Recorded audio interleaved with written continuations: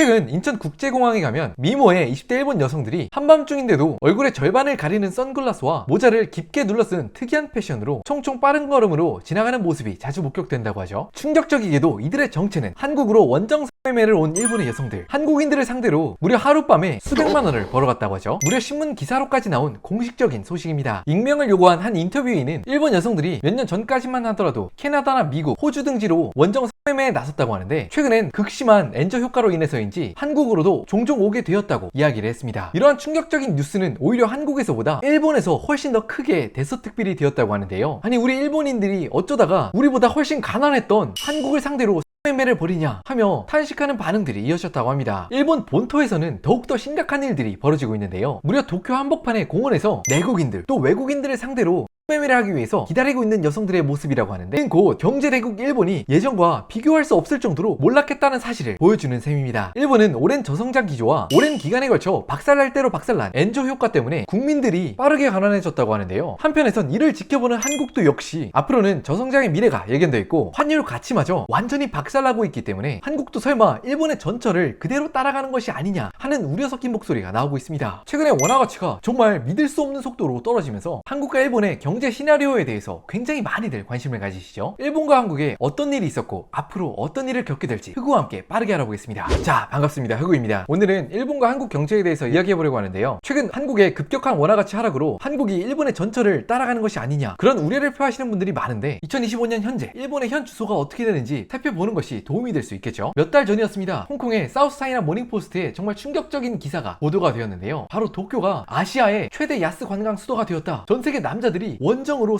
매매를 온다 라는 정말 뜻밖의 기사를 내었죠. 무려 50년 만에 최저가치 엔화를 찍게 되는 일본. 그런 영향으로 일본 청년들의 빈곤 문제가 상당히 심각해졌고 그렇게 빈곤해진 청년 중에 일부는 안타깝게도 외국인들을 상대로 매매에 나섰다고 하는데 이런 일본의 청소년 보호단체장은 이런 현실을 개탄하면서 일본이 정말 가난한 나라가 됐다. 전 세계 남자들을 상대로 일본 청년들이 매매에 나서고 있고 또 그중 다수는 중국인이라는 이야기를 했습니다. 일본인들 입장에서 20년 전만 하더라도 중국인들은 일본에 왔다 하면 외국인 노동자로서 편의점 알바, 단순 노동 그런 일들에 종사하는 인식이 있었는데 지금은 상황이 완전히 뒤바뀌어서 돈을 펑펑 쓰는 관광객 또 매수자가 됐다는 거죠. 이렇게 거리에 나선 여자들 중 일부는 인근 가부키초 호빠에서 자기가 좋아하는 남자를 위해 유흥비를 마련하고자 이 일을 시작했다고 하지만 가장 근본적으로는 일본 국민이 과거와 비교할 수도 없이 가난해졌기 때문에 현재 이런 현상들이 나타나고 있다고 합니다. 또 익명을 요구한 일본의 성노동자는 자신에게 닥친 현실 이야기는 어렵게 꺼내놓았는데요. 그녀는 고등학교를 졸업한 후에 스스로 자립하기 위해서 카페 등지에서 일했지만 생활비가 도저히 부족했다. 그리고 그렇게 성노동자가 되기 위해 어렵게 거리에 나섰고 하루에 5명에서 10명 정도의 남성을 상대로 일하고 있다. 카페에서 일하는 것보다 적지 않은 돈을 벌고 있지만 최근 중국 남성에게 폭행당한 동료도 본 적 있고 무엇보다 이런 일을 하면서 2번의 를 경험했다고 진술했습니다. 정말 글을 읽는데도 먹먹해지기 그지없는 고등학교를 갓 졸업한 한 소녀의 이야기인데 그렇다면 일본의 청년들은 왜 이렇게 막다른 골목에 빠지게 되었을까요? 첫 번째 이유는 다들 잘 아시는 것처럼 일본은 전 세계에서도 유례가 없는 속도로 초고령 사회에 진입했죠. 인구의 상당수가 이제 은퇴를 해서 일을 할 수 없는 나이에 도달하다 보니까 경제 성장 속도는 빠르게 식어갔습니다. 무려 90년대부터 0% 성장을 경험하기 시작했고요. 이렇게 경제 성장이 느려진다는 말은 젊은 청년들 입장에서 빠르게 성장하고 또 높은 소득을 기대할 수 있는 그런 기회들이 대부분 사라졌다는 뜻이 됩니다. 실제로 한국엔 이미 유명한 이야기죠. 우리 한국인들 근로소득자 입장에선 호봉이 하나 올라간 것 이외에도 급여가 오르는 것이 너무나 당연한데 일본에서는 오히려 0% 성장을 하기 시작한 96년도부터는 실제 연금이 오히려 줄기 시작해서 한때에는 무려 소득의 15%가 줄어들었습니다. 그런데 일본의 서민층들, 청년층들을 괴롭힌 건 이뿐만이 아니죠. 바로 숨도 쉬지 않고 추락의 추락을 연이어 박았던 엔화 가치 때문입니다. 달러나 위안화 같은 해외 화폐 대비 엔화의 가치가 이렇게 떡락하다 보니까 해외에서 들어오게 되는 거의 대부분의 수입품들에 대한 국민들의 구매력이 확 떨어지기 시작했죠. 즉 엔화 가치가 떨어졌다는 말은 일본 소비자들 입장에서 물가가 끝도 없이 상승했다는 뜻이 되죠. 가장 먼저 우리나라처럼 석유를 대부분 수입하는 일본의 경우에는 원자재와 또 원유 가격이 오르게 됐고요. 연료비가 오르게 되고 소들이 먹는 사료 가격이 오르게 되니 우유나 요거트 등 유제품의 가격이 무려 12%까지 오르게 되고요. 식료품의 물가도 14%, 28% 급등했다고 합니다. 내고 싶지 않아도 매달 꼬박꼬박 털어가는 전기요금이나 가스요금은 지역에 따라 다르지만 14%에서 무려 42%까지 늘었다고 줄었다고 하죠. 요즘 세상에 석유가 안 들어가는 데가 어디 있겠어요. 거의 대부분의 공산품들의 가격이 오르게 됩니다. 그렇기 때문에 일본의 국민들은 소득이 감소할 뿐만 아니라 물가 상승까지 겪게 되는 그런 양싸대기를 처먹게 된 거죠. 우리가 일상생활에서 마주하게 되는 거의 모든 것의 가격이 폭등하게 되다 보니까 한때는 경제 대국, 또 1억 명의 중산층이 있던 나라라고 불리던 일본이 빠르게 몰락하는 기폭제가 되었습니다. 그렇다면 일본의 모든 국민들이 이렇게 가난해지고 또 초라하게 몰락하게 됐냐? 소름 돋게도 그건 또 아닙니다. 수많은 서민들과 청년층이 고통받고 있는 바로 이때 도쿄와 미나토구와 같은 부촌을 중심으로 몇천억 원이 호가하는 펜트하우스, 그런 엄청나게 비싼 곳의 집값은 놀랍게도 끝도 없이 오르기 시작했죠. 아니 흑우야, 그게 무슨 말이야? 일본의 실질 임금들도 줄어들고 또 물가도 상승해서 일본인들 전부 망한 거 아니었어? 근데 모두가 한 배에 탑승한 것은 아니었습니다. 아마 이런 말을 많이들 들어보셨을 겁니다. 일본은 그 잘났던 버블 시기에 모아놓은 돈을 바탕으로 해외에 있는 빌딩, 토지, 또 주식들을 왕창 사놔서 대외 순자산이 엄청나게 많다. 쉽게 표현하자면 건물주다. 일본의 경제 성장이 멈추기 전에 바로 해외 자산, 특히 달러 자산을 미리 대거 사놔왔던 일본의 부자들은 이런 엔화 가치 폭락이나 실질 임금이 하락해도 전혀 아랑곳하지 않죠. 이분들이 어디 기업에 취직해서 노동을 한 돈으로만 생활을 했겠어요? 오히려 엔화 가치가 하락하게 되면 자기가 가지고 있는 달러 표시 자산의 가치가 높아지기 때문에 내 기준으로는 물가가 떨어지네? 개꿀? 라고 생각했을 수도 있습니다. 국민 대부분은 어렵게 경제활동을 이어나가고 있는데 일찌감치 해외 자산을 취득해놓았던 부자들, 또 부자들의 자녀들은 일본의 핵심지에서 자신들만의 철옹성을 세우고 또 이렇게 호화스러운 삶을 즐기면서 이른바 초격차 사회라는 새로운 신조어를 만들어 나가고 있죠. 사실 저나 아마 이 영상을 보는 많은 시청자 선생님들도 이렇게 일본에서 어떤 사람들은 인생의 걱정거리, 고민거리 하나 없이 편하게 누리고 즐기기만 하는 인생을 살게 되고, 또 한편으로는 고등학교를 졸업하자마자 생활비를 벌기 위해서 어려운 고군분투를 모습을 보면서 왠지 불편한 마음이 들 것 같습니다. 아니 이거 왠지 꼭 우리나라 미래 이야기 같거든요. 일본의 경제 상황은 우리나라의 경제 상황을 20년 앞서 비춰주는 거울이다. 그런 말이 이제는 클리셰와 같지만 또 그만큼 또 맞는 말이기 때문에 클리셰로 자리 잡은 것 같죠. 일본이 96년도에 경제 성장이 갑자기 내려앉은 것처럼 한국도 저성장 기조에 들어가냐? 네, 한국도 일본처럼 급격한 경제 냉각기에 들어가는 것 같죠. 엔화가 오랜 시간에 걸쳐서 가치가 급격하게 하락한 것처럼 원화도 약세 기조냐? 네, 거짓말처럼 환율마저 거의 그대로 따라가는 것 같습니다. 우리의 마음을 정말 더 불안하게 하고 또 안타깝게 만드는 건 환율을 결정하는 요인 중에 또 절대로 무시할 수 없는 것이 각 중앙은행의 금리 차이일 것인데, 당연히 돈의 속성은 수익률이 더 좋은 곳으로 흘러들어가는 게 맞잖아요. 지금은 미국채 수익률이 나라도 훨씬 더 신뢰도가 높은데 수익률마저도 크게 차이나다 보니까 합리적인 판단할 수 있는 사람이라면 누구나 원화를 팔고 달러를 사서 미국채에 갖다 받겠죠. 그런데도 한국은행은 기준 금리를 올릴 수 없이 오히려 반대로 인하를 결정하고 있습니다. 그 이유는 우리 다 잘 아는 것처럼 우리나라의 가계부채 문제가 정말 심각하기 때문이죠. 국제 통계에는 그냥 좀 심각한 나라들끼리 했을 때 비슷한 정도로 통계가 나오고 있지만, 여기에 전 세계 우리나라에만 유일하게 있는 전세 부채를 더한다면 훨씬 더 큰 경제 위기가 올 수 있는 뇌관 그 자체거든요. 그렇기 때문에 한국은행 측에서는 정말 오도 가도 못하고 금리를 올리는 대신에 외환 보유고를 잔뜩 풀면서 환율을 지키고 있는 것 같습니다. 그런데 우리를 더 열받게 만드는 거는 갑자기 난데없이 국민연금에 달러까지 가져와서 원화 가치 상승, 달러 가치 하락에 베팅해서 벌써 몇 달 사이에 수천억 원대 기회 손실을 만들어냈죠. 아니 안 그래도 정말 몇 년만 있으면 국민연금의 수직 하락하는 미래가 정해져 있는데 이걸 지금 쓰면 어쩌자는 거야 라는 생각이 들지만, 마음을 다시 한번 냉정하게 가져서 과연 우리를 그럼 누가 지켜줄 것이냐? 국민연금이냐? 한국 빌딩을 사서 월세를 받으면 되냐? 아파트를 사면 되냐? 한국 주식을 사면 되냐? 한국의 정치에서 또 경제에서 강력한 비전을 가지고 능력 있는 지도자가 우리를 잘 이끌어줘서 다시 한번 가슴 뛰는 그런 고성장의 시대를 열어주었으면 이런 많은 문제들이 해결이 될 텐데, 최근 정치판이나 우리나라 기업들이 돌아가는 상황을 보면 이렇게 개인의 행복을 책임져줄 주체가 전혀 보이지 않는 것 같습니다. 이젠 한국에선 우리 스스로 우리 인생을 개척해 나가야 될 것 같죠. 한국은행의 기준금리 설정이나 환율을 대응하는 모습을 보면서 실망을 금치 못했었는데, 시간을 지나고 보니까 또 한 가지 경악스러운 포인트가 있었죠. 물론 저보다 훨씬 더 공부도 엄청나게 많이 하시고 또 유능한 선생님이시겠지만, 한은의 이창용 총재가 2022년 10월에 해외 투자 잘못하면 상투 잡는 거일 수도 있습니다, 조심하셔야 합니다 라며 원화를 팔고 달러를 사는 걸 공개적으로 경고 메시지를 보냈었는데, 결과는 어떻게 됐었나요? 정말 개인이 매수할 저점도 이런 저점이 없었죠. 물론 어떤 개인이 시장의 단기적인 성과를 예측하기란 정말 어려운 일일 수는 있겠지만, 또 틀릴 수는 있겠지만, 또 그걸 아신다면 당연히 이렇게 강한 워딩은 피해야 하는 것이 아닌가요? 일개 유튜버 흑우인 제가 도대체 뭘 알겠냐마는, 이 영상을 시청하시는 많은 시청자분들께서 한국 자산뿐만 아니라 해외 자산을 가지고 있는 것도 저는 조심스럽게 권유드리고 싶습니다. 물론 6개월 뒤, 1년 뒤에 또다시 미국 지수가 큰 폭으로 올라서 큰 돈을 벌 것이다, 그렇기 때문에 사라 라고 이야기하는 것은 아닙니다. 이렇게 생각하실 수 있습니다. 야 흑우야, 너 완전 매국노 아니야? 왜 그렇게 한국 걸 팔고 외국 걸 사라고 해? 미리 일본이 수학의 정석 답지처럼 한국인들에게 한 가지 해안을 제시하는 것 같죠. 엔진이 꺼지는 몰락하는 나라에선 해외 자산을 필사적으로 보유한 사람들이 살아남았습니다. 물론 저는 능력도 없고 배짱도 없기 때문에 내 자녀들이 이런 호사를 누리지 못하게 하더라도 이렇게 어려운 상황에 놓이지 않았으면, 최소한의 인간으로서의 존엄을 그놈은 지켰으면 하는 바람에서 그렇게 계획을 가지고 있습니다. 해외 자산을 같이 들고 가면 좋을 것 같다고 생각하는 이유는 꼭 한국의 미래가 정말 부정적이어서만 그런 것은 아니고 정말 부정적이 아니더라도 사실 생각해보면 한국이 전 세계에서 차지하는 경제 규모가 또 주식시장, 부동산의 규모가 약 2, 3%에 불과하다고 하잖아요. 우리의 소중한 돈을 한 바구니에 몰빵해서 담아야 하나 또 그런 생각도 듭니다. 우리가 한국에 살면서 원화가 꼬박꼬박 들어오는 현금 흐름을 창출하는 직업을 가지고 있다면 이미 그 자체로 꽤나 한국 경제에 무겁게 투자하고 있다고 생각합니다. 오늘은 일본의 현 주소와 한국의 약간은 어두울 수 있는 경제의 이면을 이야기해보았는데요. 저와 다른 의견 또 덧붙이실 의견이 분명히 있을 것 같습니다. 하단에 댓글을 통해서 의견을 남겨주시면 저와 또 시청자 여러분들께서 보고 배울 수 있는 기회가 될 것 같습니다. 또 하단에 구독하기 버튼을 누르시면 즐거운 영상을 제작해서 다시 한번 인사드릴 수 있도록 하겠습니다.